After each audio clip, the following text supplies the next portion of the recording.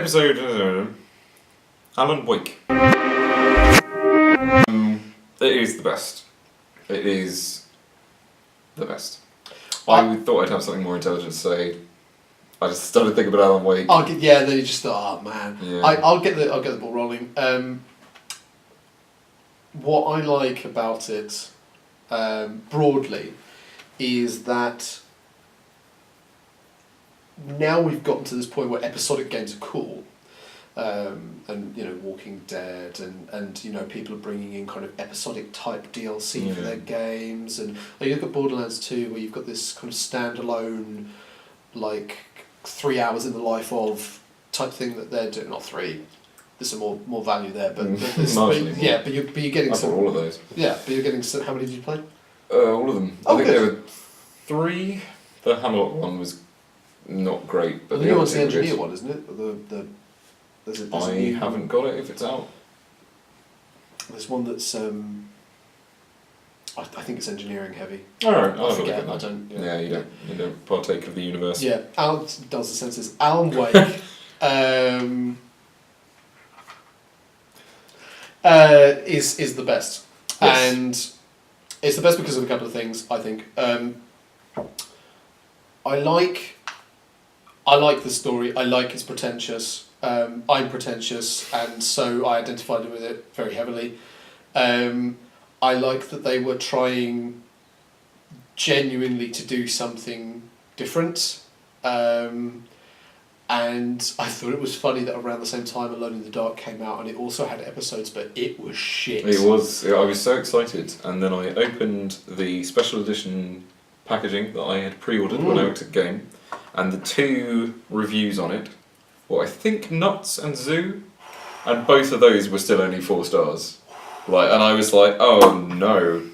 Oh no. I like that at the moment the World War Z posters have a bunch of quotes from reviews at the top. It has all the stars down the bottom are like from The Sun and Zoo, and they're all like 4 stars. Yeah. And there's not a lot of those. And at the top there are quotes from larger reviews, and it's like one of them is like from Empire, which is delivers enthralling apocalyptic action, and then like the quote is and nothing else. Yeah. And it's a 3-star review from Empire, but they put that thing right at the top so they could have the Empire Of course, logo, and then they put the Times of the logo, which was like heart stopping, and it was heart stopping but ultimately shallow. I've heard some weird reviews of that, but that is not what we're here to talk about. I heard a very surprising one from a musician that we're both big fans of, but whatever, man, No. whatever, no, never again.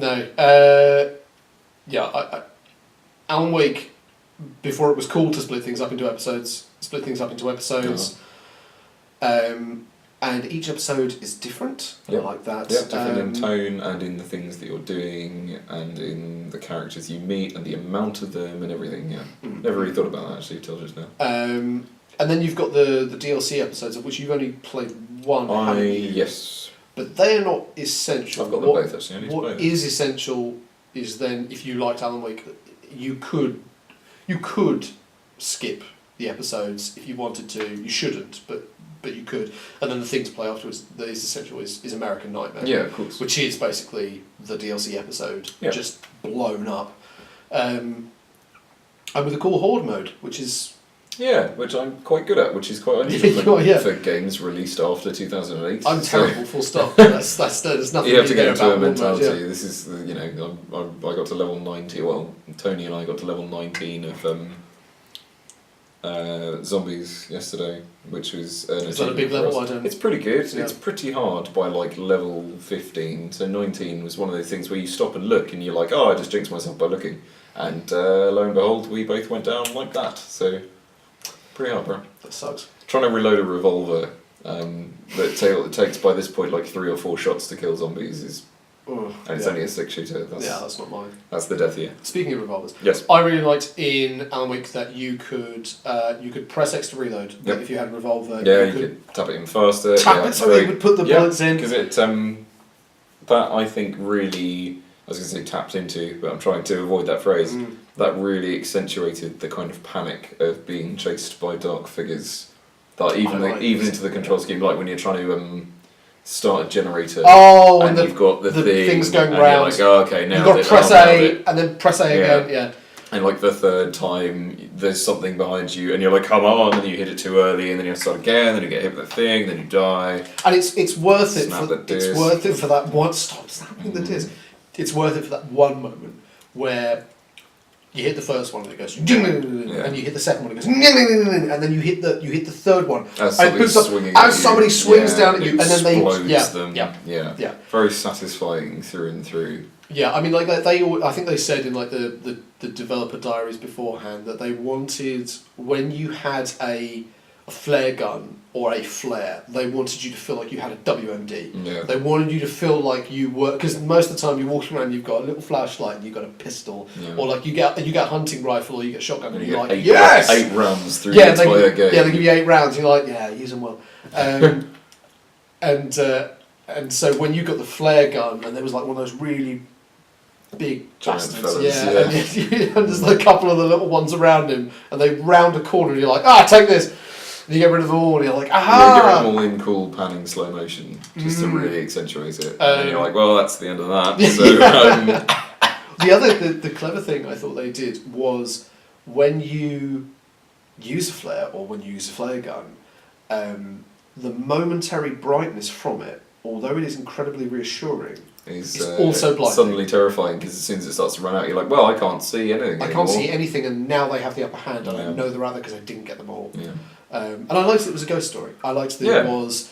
You don't get many of those anymore. It was a shadowy figures in the night in the woods, and it wasn't zombies, thank God. Yeah. And it wasn't, like some silly. Yeah, there wasn't a third act twist that someone in the town was summoning something. Yeah. Because that's the thing. It wasn't a demon conjurer. No, exactly. Yeah. That's the thing with Silent Hill, is that it's all like really unexplained and awesome, and then at points they reveal really spurious crap, like it was an Indian burial ground. Yeah. And that's one of the reasons for the mysteriousness, and that totally ruined Silent Hill, because it's one of the few Japanese things that I still could go back and play. Yeah. Even though the Japanese don't even make it anymore. No, indeed. The post Silent Hill 4, The Room, which wasn't supposed to be a Silent Hill game, that's for another video, were terrible. Yeah. Unmitigated crap that tried to take reference from the film, and you know how I feel about that. Yeah. Much as I want to see the second one with Jon Snow. Don't know. He's shirking his duties. That's all I'm going to say. I don't know why you went to that town. Went to school. He's supposed to be on the wall, beyond the wall, fighting White Walkers. Yeah, and Ned's there, and he's just like, that's probably fine. I won't even consider the fact that my dad's there. Yeah. Yeah. Also, now it's the 21st century. Yeah, like worst Game of Thrones continuity ever, for one. And also Trinity's in it. And he's like, that's that chick from when I was in The Matrix. We were talking about Alan Wake.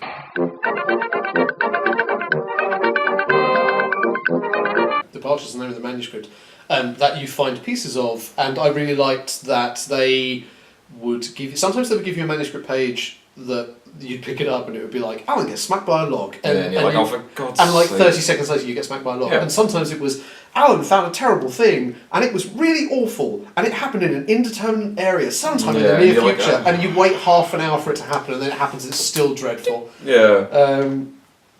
The torch was wicked. Rip in peace, Rusty. The torch was wicked. The guns were cool. I liked that they were restricted because it didn't. It's not Call of Duty, so it doesn't need 25 guns. Yeah, and they all feel weighty and they're all really loud, and they all make you feel like a god. As I suppose a weapon should. Yeah.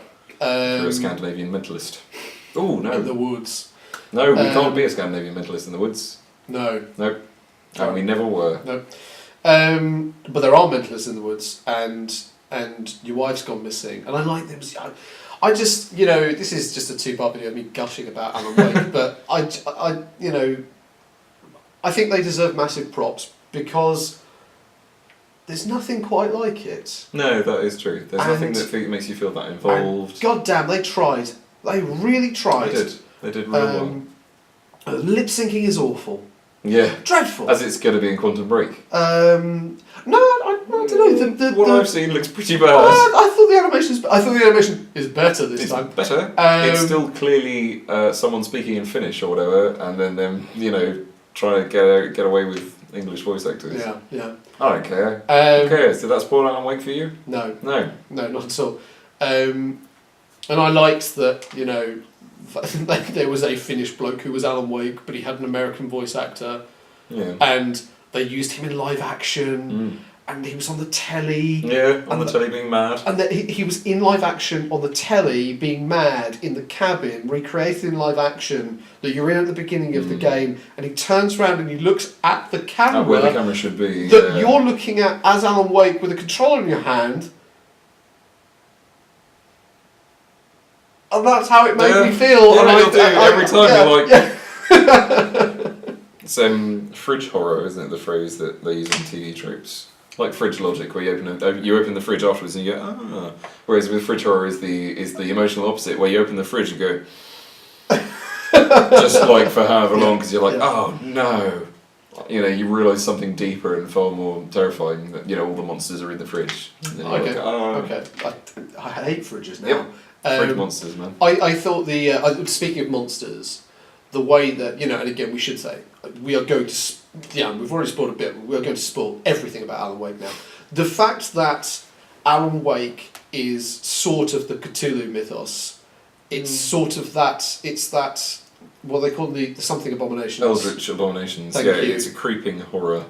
And it's a thing that is called the darkness, and it's out there, and it's indefinable, but it's affecting everything it sees. Yeah. And it's not zombies, and it's not possession. It's something different. Yeah. And it's something that you can't quite get your head round, and that's the point. Yeah. And so when you try and make total sense of it, absence itself. Yeah. When you try and make total sense of it, you sort of don't. You go. It's sort of like in Shutter Island, where at the end, if you believe what one of the characters says, then half of the film does not make sense, because that one character has ruled out certain events that you saw in the cinema taking place.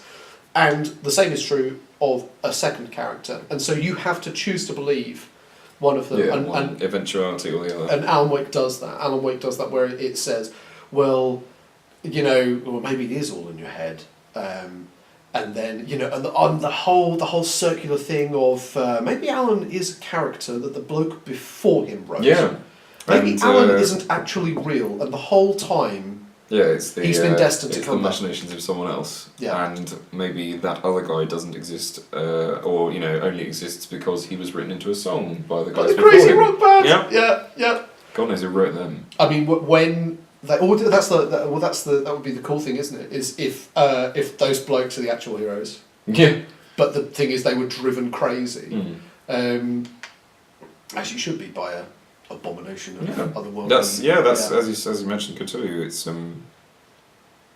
that's his main thing. That's most of the old god's main thing. Is that kind of mental decay, or turning you into a horrible fish man.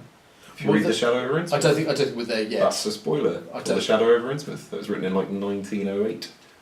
If people haven't got to it now. Yeah, it's pretty much their own problem. You've got 2 weeks. Yeah. We've got 2. Can we talk about the Red Wedding yet? No. Oh, we're not allowed to yet. Okay, there we go. No, because it didn't happen and it's fine. Okay. King of the North. It's not fine. The thing with Alan Wake is varied environments, even though everybody says, there's too much woods. Yeah, there's too much woods. That's what happens when you set something in the Pacific Northwest. I disagree. I don't disagree. I am less offended by that. I don't really care. I liked that Never puts me off. I like that you went into the woods, you went to like Rusty's place where you've got a logging thing, there's a petrol station, and then later on that will be outside a northwestern town. And you go to when you go see Rose and she's in the shitty trailer park. And you're like, oh man, Rose, and then she's just like, she's got the pretty flower boxes, and she gives you a nice cup of coffee. Yeah, I forget what happens after that. Yeah. I don't know if I was ever Me there. and Barry, and I love Barry. Yep, absolutely. I don't understand how people don't like him. I think he doesn't want to go bowling at any point. In a story he like does. Alan Wake 2, they give you a cell phone. Give you a phone, yeah. There's a segment in Alan Wake 2 where all you've got is your cell phone. You're just trying to... Yeah, that it rings, and you're Yeah. like, oh, fuck's sake. Yeah, well, mine didn't. I put it on vibrate.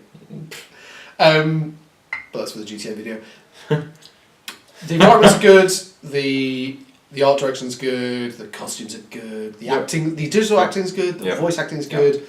I think it's great. The way that song Haunted kicks in at the end of episode 2 is awesome. The way that the Elder Gods song kicks in at the end of episode 5.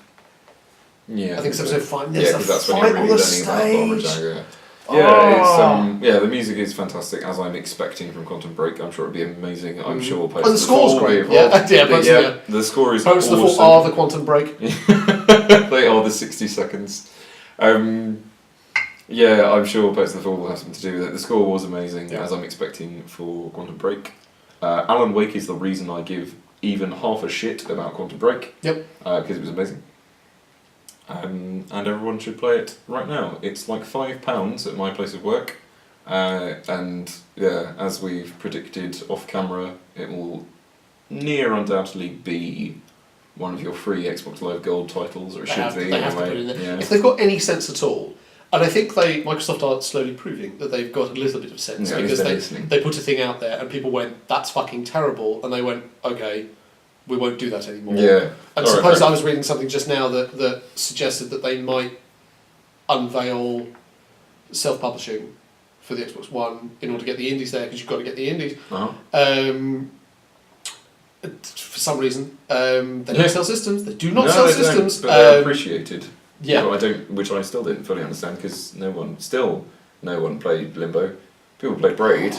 Limbo, yeah, then that will be for a reshoot of the video. Yeah. Now that's a good one. The indies. But in conclusion, Alan Wake was fantastic. Yep. And as you said, everyone should play it. I think it's top 5. Nick's not here to say no. It goes in the top 5. It goes in the top 5. It goes probably in the top 3. Yep. The thing is, to go in the top 3, you have to kick out, in my opinion. You have to kick out. You have to get me to kick out Red Dead, The Walking Dead. Wow. Top 3 of this generation on Xbox, and you have to argue, and I'm not going to say one way or the other, but you have to argue to me that Alan Wake is better than BioShock Infinite. Oh wow, that's surprising that would be the way around you take that to me. I just want to be balanced. Oh, absolutely. Because if I just charge you and say, "Oh, it's the best thing ever," that would make a really boring video series. Yeah. All right. Because it's good. I mean, it's got some flaws. Yeah. The graphics are not the best in the world. No. Pick it up on PC. It runs sub 720, which is really. Yeah. Well, I hadn't noticed. So. Yeah. Immersion, man. Yeah. But it's got some issues. The lip syncing is not very good. And there's a couple of janky moments, and there's maybe a little bit too much running around in the woods. As you said, you weren't too offended by it. Wasn't at all. It's not like every area of the woods you run through is the same. They have different kinds of trees in different places. And there's shit to find in the woods. There's all the heritage sites and all the other cool crap. Yeah, and the radio station, listening to Pats on the radio station. Yeah, finally got that achievement, 5 years after Alan Wake came out, Yep. so... Yeah, Alright, so that's Alan Wake. That's Alan Wake. I think it's top 5, you think it's top 3? It's definitely top 5. Top 3 is a close one, but there were a lot of games in the last 3 years that were exceptional, so we will see. Yeah. We'll railroad it past Nick later on. He doesn't get a vote. Does he not? No, he's not here. Oh, okay.